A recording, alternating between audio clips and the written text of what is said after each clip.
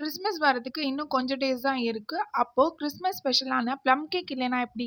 நம்ம plum cake soaking போட்டாச்சு.